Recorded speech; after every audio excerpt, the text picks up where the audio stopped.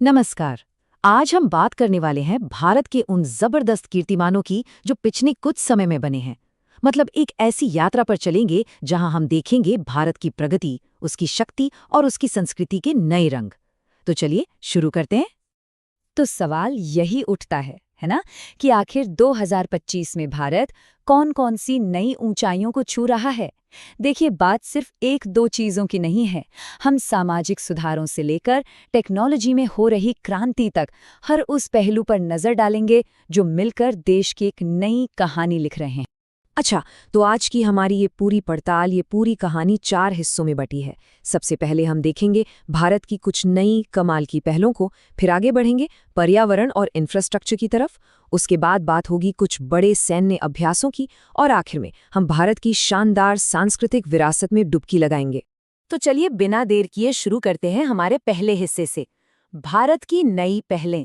यहाँ हम ये समझने की कोशिश करेंगे कि सामाजिक और तकनीकी इन दोनों ही मोर्चों पर देश कैसे नए स्टैंडर्ड्स सेट कर रहा है।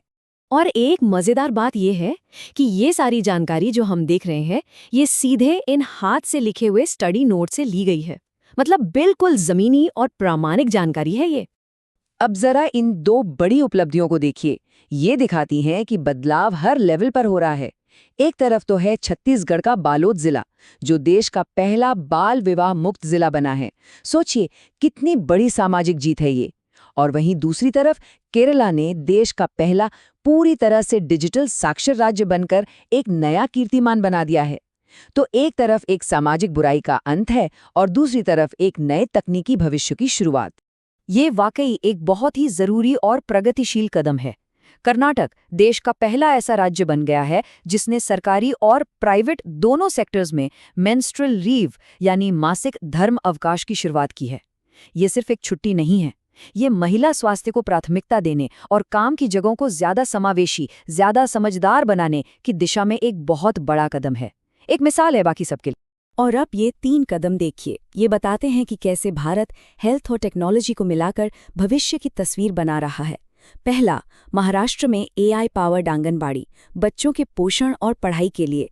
दूसरा, हैदराबाद में देश की पहली ट्रांसजेंडर क्लिनिक, सम्मान और बराबरी की दिशा में एक बड़ा कदम। और तीसरा, नई दिल्ली के एम्स में रोबोट की मदद से हुआ पहला किडनी ट्रांसप्लांट। ये सब भविष्य की हेल्थ केयर की एक जबरदस्त झलक है। अच्छा, अब पहले सेक्शन से आगे बढ़ते हैं हमारे दूसरे पड़ाव की ओर। यहाँ हम देखेंगे कि भारत पर्यावरण और इंफ्रास्ट्रक्चर यानी प्रकृति और प्रगति के बीच एक संतुलन कैसे साध रहा है। ये कहानी वाकई बड़ी दिलचस्प है। वन्यजीव संरक्षण के मोर्चे से 2 बहुत बड़ी और अच्छी खबरें हैं। पहली तो ये कि दशकों के लंबे इंतजार के बाद मध्य प्रदेश के कूनो नेशनल पार्क में भारत की पहली चीता सफारी शुरू हो गई है। और दूसरी तरफ केरल में देश का पहला तितली अभयारण्य यानी बटरफ्लाई सेंचुरी बनाई गई है। ये दोनों ही कोशिशें हमारी बायोडायवर्सिटी को बचाने के लिए बहुत ही जरूरी हैं। ये एक बहुत ही अनोखी और सच में तारीफ के काबिल उपलब्धि है। मध्य प्रदेश का इंदौर शहर देश का पहला भिखारी मुक्त शहर बन गया है। पर इसका मतलब सिर्फ ये नहीं है कि सड़कें साफ हो गईं। इसके पीछे एक मजबूत सामाजिक पुनर्वास कार्यक्रम है, जहां लोगों को एक सम्मानजनक जिंदगी जीने का मौका दिया जा रहा है। ये है असली बदलाव। आप जरा कुछ और कमाल की इनोवेशन पर फटाफट नजर डालते हैं। गुजरात का मसाना गांव, जो सौर ऊर्जा से चलने वाला देश का पहला बॉर्डर विलेज है। फिर तेलंगाना का कोडीरेड्डीपल्ली, जो साउथ इंडिया का पहला 100% सोलार पावर्ड गांव है। उत्तराखंड में गंगा नदी पर बना देश का पहला ग्लास ब्रिज बजरंग सेतु तो इंजीनियरिंग का एक नायाब नमूना है। और आंध्र प्रदेश के अमरावती में देश का पहला फ्लोटिंग कंप्यूटर गांव। सोचिए शिक्षा कहां से कहां पहुंच रही। तो अभी तक हमने बात की घरेलू उपलब्धियों की। अब अपना फोकस थोड़ा बदलते हैं और देखते हैं कि ग्लोबल स्टेज पर भारत की क्या भूमिका है। इस सेक्शन में हम बात करेंगे प्रमुख सैन्य अभ्यासों की, जो दिखाते हैं कि दुनिया भर में भारत की रणनीतिक साझेदारी कितनी मजबूत हो रही है। तो ये देखिए, यहाँ कुछ बड़े मिलिट्री एक्सरसाइज की लिस्ट है। जापान के साथ धर्म गार्जियन, हमारे पड़ोसी नेपाल के साथ सूर्य किरण, अमेरिका के साथ वज्र प्रहार और फ्रांस के साथ वरुण। देखिए, ये सिर्फ मिलिट्री की तैयारी नहीं है, बल्कि ये गहरे जियोपॉलिटिकल रिश्तों को और मजबूत करने का, आपसी भरोसा बढ़ाने का एक बहुत अहम जरिया है।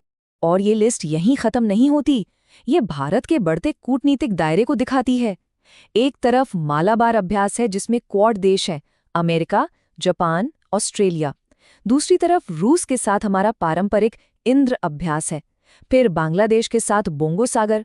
ये विविधता ये दिखाती है कि भारत अपने पड़ोसियों से लेकर क्वाड जैसे बड़े समूहों तक दुनिया के लगभग हर कोने में सक्रिय रूप से सहयोग कर रहा है। चलिए अब सैन्य शक्ति से हटकर देश की आत्मा की ओर चलते हैं, यानी भारत की समृद्ध सांस्कृतिक और आध्यात्मिक विरासत की ओर। आइए भारत के कुछ सबसे शानदार और प्रमुख मंदिरों की एक छोटी सी यात्रा पर निकलते हैं। इस स्लाइड पर भारत के कुछ सबसे प्रतिष्ठित स्थल हैं। पंजाब का स्वर्ण मंदिर, जो शांति और सेवा का एक जीता जागता प्रतीक है। ओडिशा का कोणार्क सूर्य मंदिर, जो आर्किटेक्चर का ऐसा अजूबा है कि आज भी लोग हैरान रह जाते हैं।